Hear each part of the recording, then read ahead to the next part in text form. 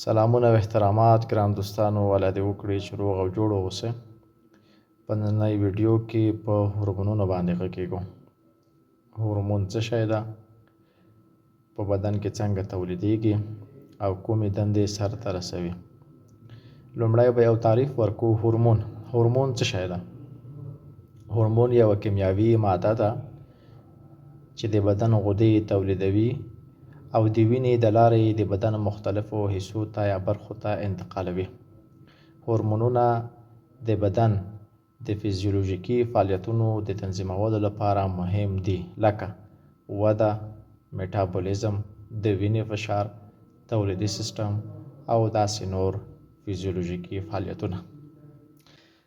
نن ګران دوستانو د هغو غدواتو یا غدو نومونه ذکر کوو چې هورمونونه افرازوي. په نننۍ ویډیو کې صرف د غدې نوم او د غدې موقعیت او هغه هورمونونه چې له دې غدې څخه افرازیږي دا یادوو. په راتلونکي ویډیو کې بیا د هر هورمون لنډ تعریف او دندې ښایو.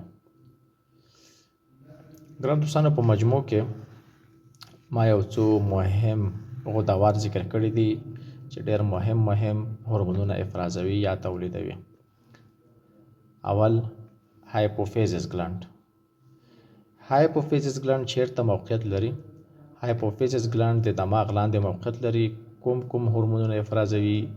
ECTH هورمون، GH هورمون، TSH هورمون، FSH، LH، پرولاکټین هورمون، ADH، اوکسیټوسین هورمون.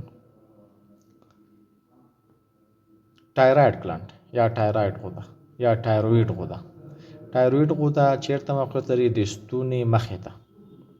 کوم هورمونونه افرازوي؟ T3، T4 او کلسیټونین. اډرینل ګلانډ. اډرینل ګلانډ چیرته موقعیت لري؟ د ګردو پر سر.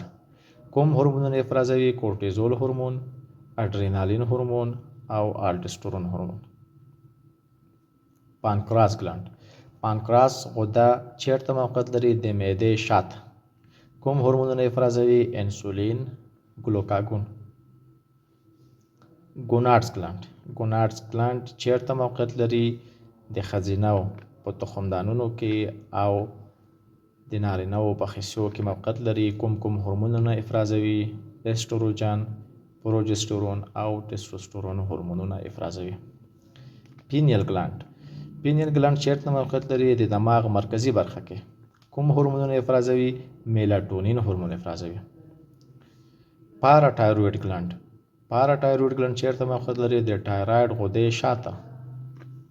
کوم هورمون افرازوي؟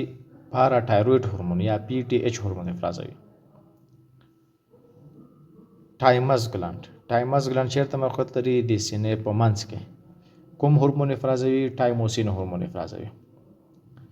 دا و ګران دوستانو، په نننۍ ویډیو کې د هورمون تعریف مو ویلو، د ځینو غدواتو نومونه مو واخیستل، د غدواتو موقعیت چیرته ده او کوم هورمونونه افرازوي.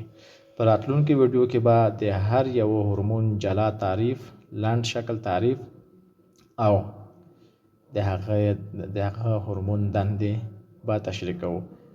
ډیره مننه. تر بلې ویډیو پورې د خدای په امان.